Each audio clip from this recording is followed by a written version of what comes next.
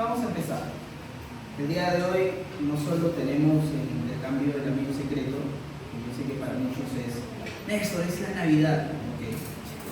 Pero antes del intercambio aprovechamos este tiempo para poder tener un momento de escuchar la palabra de Dios. Y espero que este tiempo sea el tiempo más importante en nuestros corazones. Yo sé que en estas épocas se habla mucho sobre... Voy a dejar esto de acá.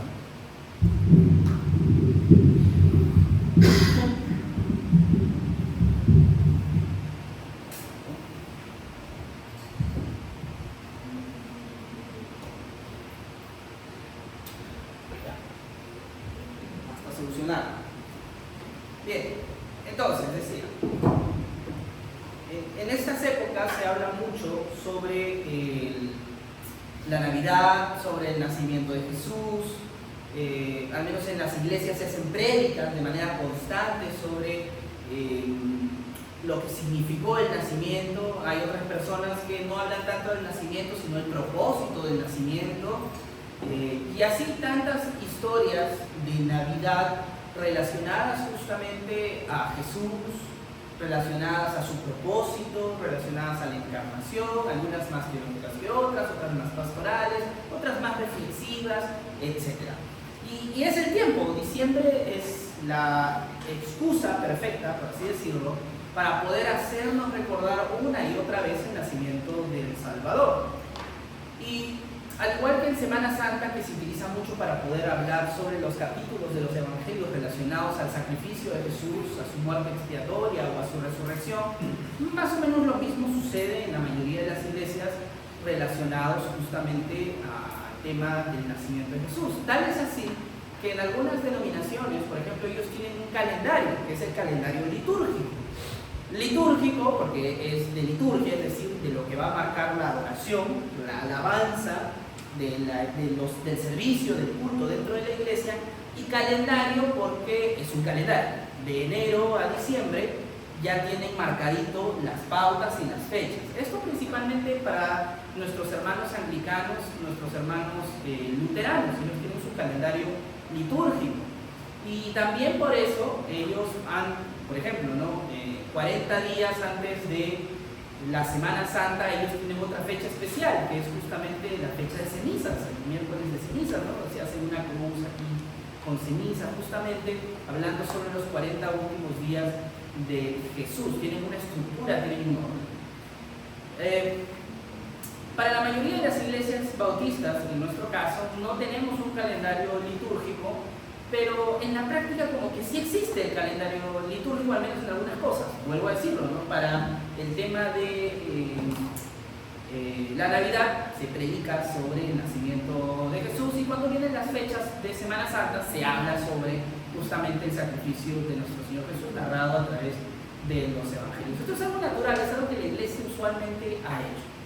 Y el día de hoy vamos a hacer exactamente lo mismo, no vamos a romper esa hermosa tradición de poder hablar, a volver a refrescar en nuestra memoria los versículos relacionados al nacimiento de Jesús, pero quiero dar un enfoque un tantito distinto, no alejarnos justamente de la enseñanza vital que tiene que ver con el nacimiento de nuestro Salvador, pero sí aprender un poquito más de otra historia paralela a la historia de Jesús.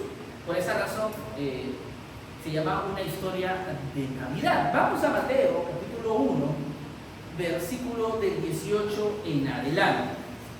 Mateo 1, versículo 18 en adelante. Y el día de hoy vamos a hablar de Jesús, pero también vamos a hablar de otra persona en especial.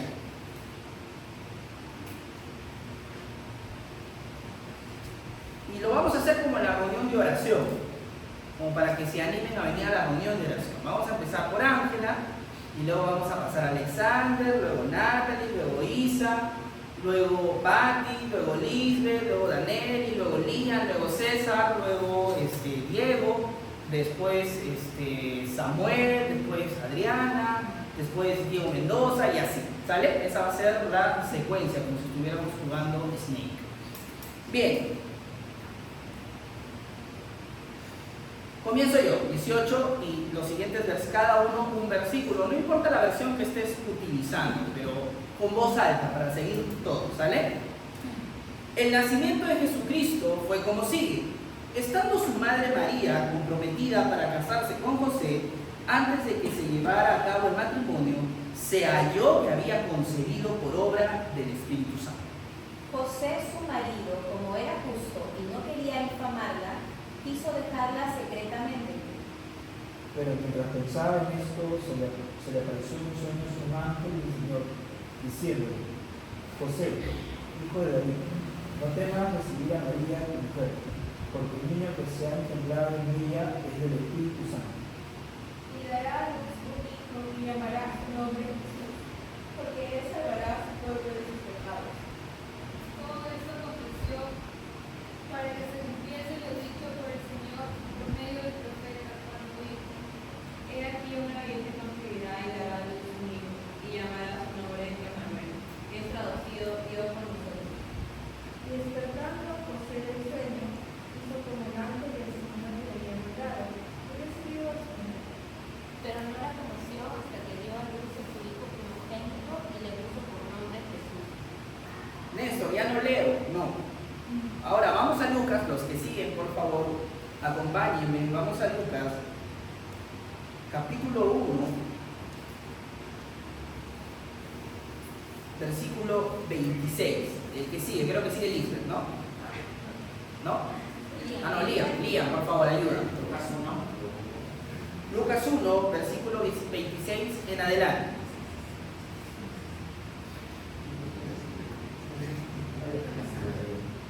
Al sexto mes, el ángel Gabriel fue enviado por Dios a una ciudad de Galilea llamada Nazaret. A una virgen desposada con un varón que se llamaba José, de la casa de David, y el nombre de la virgen era María. El ángel se acercó a ella y le dijo: Te saludo, tú que has recibido el favor de Dios, el Señor está contigo. Versículo 29. Pero ella se turbó mucho por esas palabras y se preguntaba qué clase de salud sería esta. Entonces el ángel le dijo: María, no temas, porque has hallado gracia delante de Dios. Y ahora concebirás en tu vientre y darás a luz un hijo, y llamarás su nombre Jesús. Este será grande, será llamado Hijo del Altísimo, y el Señor Dios le dará el trono de David su padre. Y reinará sobre la casa de Jacob para siempre, y su reino no tendrá fin. Entonces María dijo al ángel: ¿Cómo será esto? Pues no conozco varón. El ángel dijo: El Espíritu Santo vendrá sobre ti, y te dará el Espíritu de la Señor. Así que el santo niño que va a ser del gran Hijo de Dios. Tu pariente Elizabeth, en su vejez, también ha concebido un hijo, y este es el sexto mes para ella, la que llamaban estéril, porque ninguna cosa será imposible para Dios. Entonces María dijo: Aquí tienes a la sierva del Señor, hágase conmigo conforme a tu palabra. Y el ángel se fue de su presencia. Bien, fusionando las dos historias, pero nos vamos a centrar en la historia de José, que se narra en Mateo capítulo 1, versículo 18 en adelante. Pero leyendo un poquito el contexto de Lucas, que se centra en la historia de María, digamos, uniéndolos podemos entender qué había ocurrido. José, para los que por ahí se olvidaron cómo fue la historia, José estaba comprometido con María, y como bien lo hablábamos el día de ayer en la reunión que teníamos con la coordinación por fin de año, se estima que María tenía entre 12 y 16 años, es decir, más o menos entre 14 y 15 años para ser más precisos, era la edad que tenía María cuando estaba comprometida. Es decir, María en nuestro contexto estaría en la reunión de adolescentes, ¿no? Algo así, no estaría aquí con nosotros. Y José, en cambio, estaría entre aproximadamente los 20 y tantos y 30 y tantos, sus 30 años, pobrecito. Él sí estaría aquí sentado. ¿Sale? Ese era el contexto, no era de que, qué sucio, no, eso era el contexto cultural, como pasaba. Pero aún así María seguía siendo una adolescente, y la misión que Dios le dio a través del ángel era una misión difícil. Técnicamente, la misión era ser la madre de nuestro Salvador, ser la que iba a dar a luz a la segunda persona de la Trinidad encarnada. Y mucho se ha hablado sobre la actitud de María, y es más, el día de ayer hablábamos con la coordinación sobre esa actitud servil, gentil de María, que simplemente dijo, ok, el reto es enorme, el reto es grande, pero hágase conforme a tu voluntad. Aquí está la sierva del Señor, lo que tengo que hacer lo voy a hacer para la gloria de Dios. Amén. Aplausos para María, hizo lo correcto. Pero el día de hoy yo te pido que nos centremos en la otra persona. Porque en esta historia no solo está María y no solo está Jesús. En esta historia está José. José, ya Mateo nos lo narra, José se enteró que María estaba embarazada. Y ellos todavía no estaban casados. Ergo, no es que José había tenido relaciones sexuales con María. Entonces yo te pido que te pongas un rato en sus zapatos. Tú estás comprometido, te vas a casar, va a ser tu futura esposa, y te llega y te dice, tu futura esposa está embarazada y tú no la has tocado. ¿Cuál es el primer razonamiento que uno tiene? No dice, debe ser obra y gracia del Espíritu Santo, ¿verdad? El primer pensamiento, obviamente, es el pensamiento, me ha sido infiel. Tan sencillo como eso. Bueno, me fui infiel. Yo no la toqué, ella está embarazada, me fui infiel. ¿Qué decía la ley? Recordemos que ellos eran judíos, estaban bajo la ley mosaica vigente. Y la ley decía que si tú fornicabas, tenías una opción, casar. No es que limpiaba tu pecado, pero arreglaba al menos las consecuencias de tu desobediencia. Si tú fornicabas, pedías perdón al Señor, llevabas tu ofrenda, que no era plata por si acaso, llevabas tu ofrenda en señal de sacrificio, en señal de que estás arrepentido, y te casabas para poder restaurar esa relación manchada por el pecado. Pero ¿qué pasaba si alguien no se quería casar? Piedra. Eso pasaba. ¿Y qué sucedía en el adulterio? Aquí el adulterio es distinto. El adulterio se considera desde que están comprometidos, o sea, desde que hay, bueno, en ese entonces no había anillo, ¿no? Pero desde que hay el compromiso de casarse. Si tú estabas comprometido a alguien o ya estabas casado, en esencia de fidelidad es lo mismo, o sea, estar desposado, es decir, ella es mi prometida, él es mi prometido. Para la ley judía ya tú estabas casi casada, no podías tener relaciones sexuales con él, pero tú ya le debías fidelidad. O sea, no era de que, ay, todavía no me caso, me puede gustar otra persona. No, ya estabas comprometido. Y la ley decía, y esto es ley de Dios, que si tú cometías adulterio, tú debías morir. Eso decía la ley. Porque el adulterio es una ofensa grave ante el diseño divino. Y hay muchos cristianos, yo lo sé, que se escandalizan con, por ejemplo, los pecados de homosexualidad, lesbianismo y tantos otros pecados, pero no nos escandalizamos de la misma manera del adulterio. Y el adulterio es un pecado grave y que a veces pasa en nuestra iglesia. Y debemos escandalizarnos del adulterio. El adulterio está mal, es terrible, es una ofensa grandísima a Dios. Y la paga del adulterio es la muerte. Apedreando a esa persona. José sabía que María, digámoslo así, le había sido infiel. José tenía el deber de ir al sacerdote y decir, oye, esta mujer con la que me iba a casar me ha sido infiel. Tú dime, ¿qué tipo de piedra llevo? Y la apedreaba. Y esto no es algo raro. Recordemos, por ejemplo, cuando Jesús años más tarde le ponen a una mujer adúltera, los judíos estaban listos para apedrear. Porque era una práctica común, ¿no? No es algo como que, ay, que salvajes, era común en esa sociedad apedrear justamente al que había cometido adulterio. Claro, la trampa en ese entonces es que solo llevaron a la mujer, cuando lo que decía la ley es que tanto la mujer y el hombre adúltero debían ser apedreados, ¿no? Esa era la trampa que le habían puesto estos falsos religiosos, ¿no? Que le llevaron solamente a la mujer, no a la mujer y al varón como decía la ley.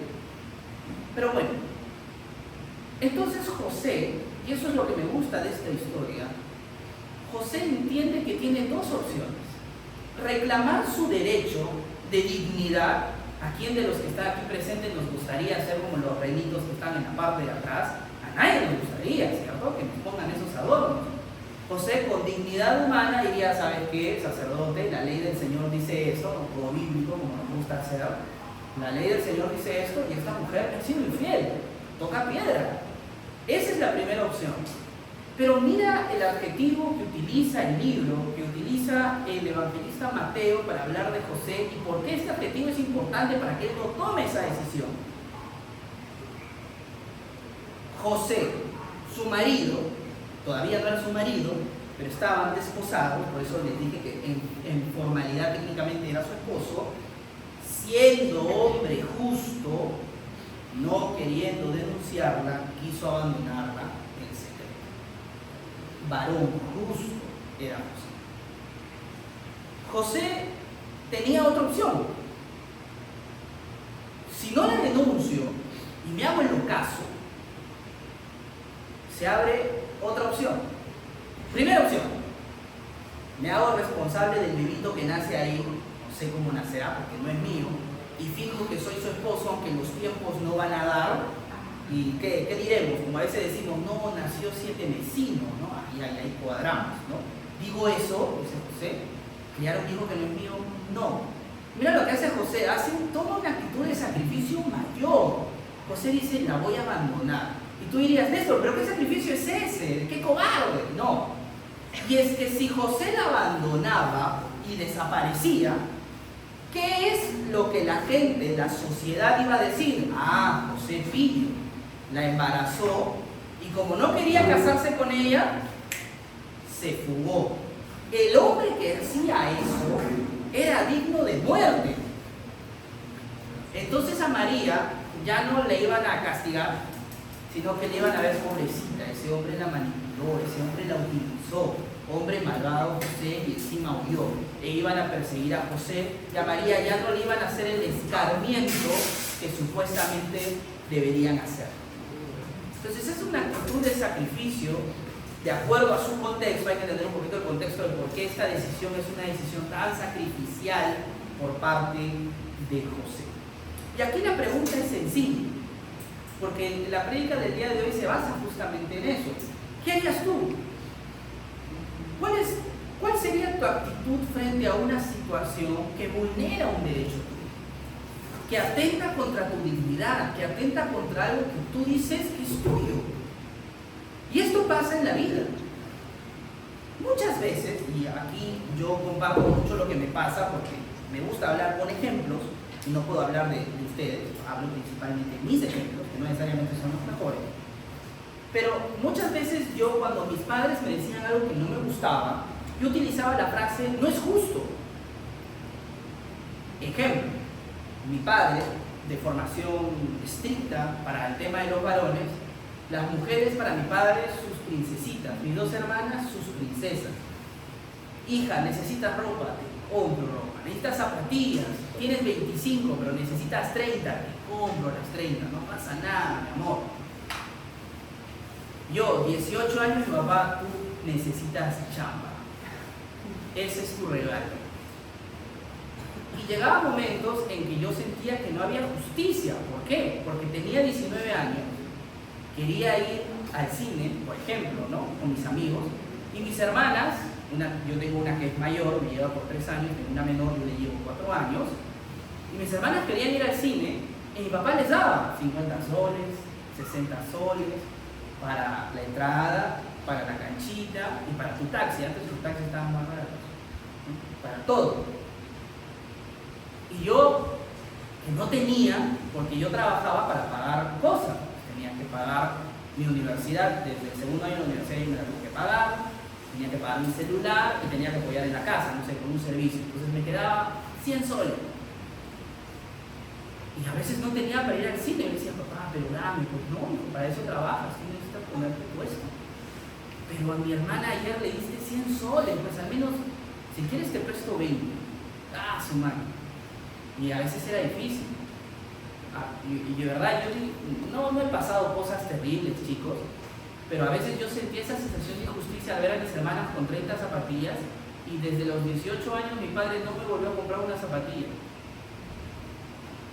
porque trabajaba, salvo que sea mi cumpleaños, me daba platita y me decía, tú ven que lo gastas. Y por esa razón a mí las zapatillas me duraban 4 años, porque yo no tenía para comprarme mis zapatillas, tenía que ahorrar, y se ahorraba desde pequeño. Y está bien, hay gente que nunca tuvo zapatillas, pero mis hermanas tenían 20 zapatillas. Y yo decía, es una injusticia, no es justo, yo también soy hijo, ¿no? Por ser varón, tengo que comprarme mi ropa, tengo que comprar mi zapatilla. Bueno, es la formación que mi padre vio que era la mejor para mí. Tuvo sus cosas buenas y sus cosas malas. pero yo tenía esa sensación en mi corazón, que están haciendo una injusticia conmigo. También he pasado circunstancias así en el trabajo, seguramente tú igual. No sé si en algún momento tú has pasado por una situación en donde esas palabras se forman en tus labios. No es justo. No es justo. ¿Por qué a él o a ella, o por qué esta situación es así para ellos y por qué no para mí? Voy cerrando con otro ejemplo. Hay un caso muy similar, por ejemplo, con el salmista en el Salmo 73. Vamos rápidamente con el Salmo 73. Permíteme leerte solo algunos enunciados en la parte de arriba. Y si algún momento tú te has sentido así, que la vida no es justa o las circunstancias a tu alrededor no es justo, te invito a que medites en este salmo. Ciertamente, dice el Salmo 73, versículo 1 en adelante, Dios es bueno para con Israel, para con los puros de corazón. Amén, salmista. Hasta ahí estamos de acuerdo. Pero nótese lo que dice en el versículo 2. En cuanto a mí, es decir, pero para mí, mis pies estuvieron a punto de tropezar. Casi resbalaron mis pasos, porque tuve envidia de los arrogantes. ¿Por qué? Al ver la prosperidad de los malvados. Porque no hay dolores en su muerte, y su cuerpo es robusto. Ellos no sufren penalidades como nosotros, ni son azotados como los demás hombres. Por tanto, el orgullo es su collar, el manto de la violencia los cubre, y los ojos se les saltan de gordura, es decir, tienen bastante riqueza. Se desborda su corazón con sus antojos. Se burlan con la maldad, hablan de opresión, hablan desde su encumbrada posición, desde arriba, son poderosos. Contra el cielo han puesto su boca, insultan a Dios o menosprecian la verdad, y su lengua se pasea por la tierra. Por eso el pueblo de Dios vuelve a este lugar y bebe las aguas de la abundancia. Dicen, ¿cómo lo sabe Dios? ¿Hay conocimiento en el Altísimo? Miren, estos son los impíos y siempre desahogados han aumentado sus riquezas. Y mira lo que llega a la conclusión, a esta gente que es malvada, les va bien. Tienen riqueza, tienen gordura, dominan la tierra, sus espaldas están limpias, quiere decir que no han recibido castigo. Son lo máximo y los envidio, dice el salmista. Y llega a esta conclusión, ciertamente en vano, por las puras, he guardado puro mi corazón. Y lavado mis manos en inocencia, pues he sido azotado todos los días y castigado cada mañana. Si yo hubiera dicho así hablaré, habría traicionado a la generación de tus hijos. Cuando pensaba tratando de entender esto fue difícil para mí, hasta que entré en el santuario de Dios y entonces comprendí. Y bueno, y ahí sigue el salmo. El salmista en el Salmo 73 dice, verdaderamente yo sentí mucha envidia de aquellos hombres que son malvados, porque les va bien. Y probablemente en la vida, por ejemplo, para los que son emprendedores o que están ahí con su negocio y dicen, oye, mi vecinito no paga sus impuestos, compra factura, compra, no sé, tales cosas, no declara como debe declarar, pues tiene más plata que yo, porque la ciudad me tiene acá. Mi amigo en la universidad que hace trampa, se copia aquí, allá, saca 20, y yo que me amanezco estudiando saco 11, saco 12. El puesto al que quiero ascender no me lo dieron, se lo dieron al hijito del papá del amigo, entonces por vara es gerente o es jefe. Y yo que tengo CV, que tengo experiencia, me quedo como coordinador. No me la dieron. No es justo. No es justo. Porque como se dice por ahí, ¿no? Entonces, este hombre cometió una injusticia. Por ejemplo, en el caso, yo no sé si ustedes se acuerdan, el caso de esta mujer que manejaba a excesiva velocidad en San Isidro, perdió el control y atropelló a una señorita, creo, fue un joven, pero lo estampó contra el árbol y los mató. La mujer era de plata, era de alcurnia, salió libre, a pesar de haber matado a alguien infringiendo la norma de velocidad. Paralelamente, como una semana después, pasó algo muy similar en la Costa Verde, pero ahora de un hombre que en su camioneta de trabajo, pobre, empleado de un servicio técnico por ahí, perdió el control y atropelló también a no fue una señorita, fue un señor, en la Costa Verde. Estoy hablando hace años atrás. Y a él lo metieron 18 meses de prisión preventiva. El caso era similar. Perdió el control, iba a excesiva velocidad, mató a alguien.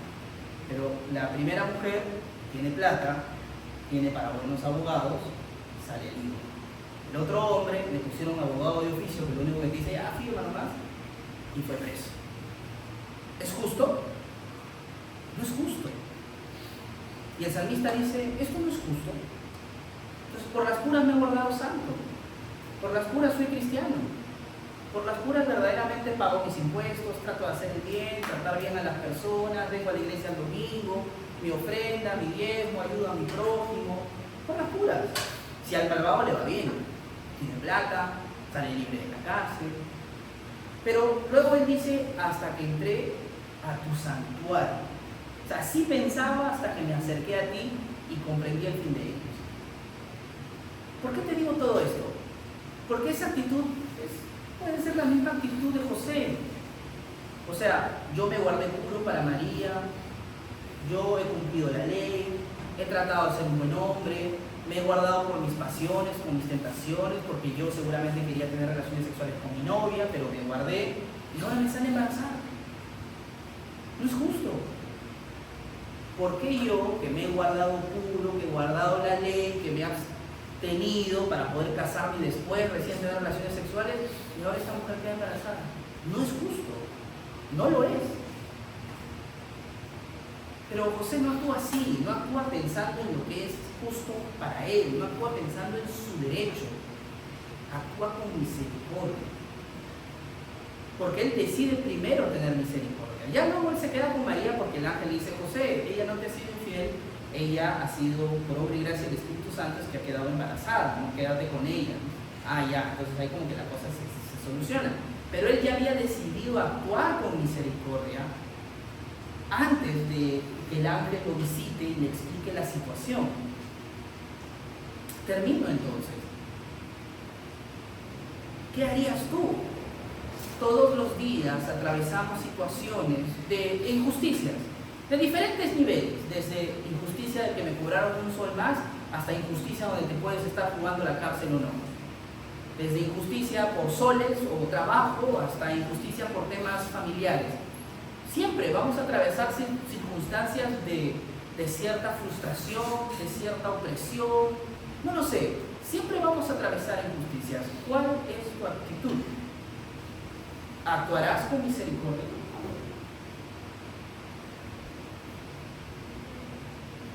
Yo sé que la Navidad, y defiendo la idea de que la Navidad se trata de la gracia de nuestro Señor Jesús, que vino al mundo a morir, a tener una vida santa y a morir por nuestros pecados y resucitó al tercer día justamente para la salvación de su pueblo.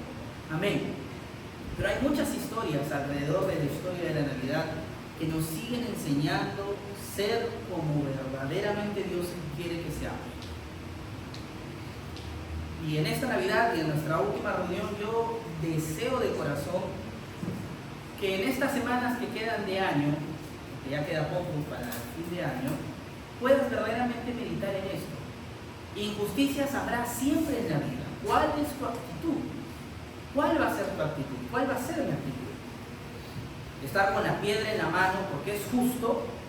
¿O dejarle la justicia a Dios y actuar con misericordia? Bueno, está bien, hacemos por ahí. Hay otro pasaje bíblico que habla casi de lo mismo, pero de la actitud del corazón. Dice que el amor cubre la multitud de faltas o la multitud de pecados. Eso hace el amor. El amor hace que pasemos por alto la ofensa de otros. Eso hace el amor, que actuemos con misericordia. No hace que nos hagamos de la vista gorda, como acá no pasó nada y luego vivamos con el corazón resentido. No es eso, sino que perdonemos, que actuemos con misericordia. Para eso también vino nuestro Señor, para enseñarnos la importancia de actuar con misericordia ante las circunstancias que no son justas. Meditemos en eso. Vamos a ver, con eso terminamos el día.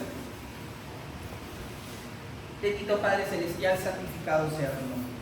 Mi buen Señor, te damos las gracias porque en tu misericordia nos permites estar a todos reunidos aquí. Gracias por las personas nuevas que nos acompañan. Gracias también, Señor, por las personas que nos han acompañado a lo largo de este año.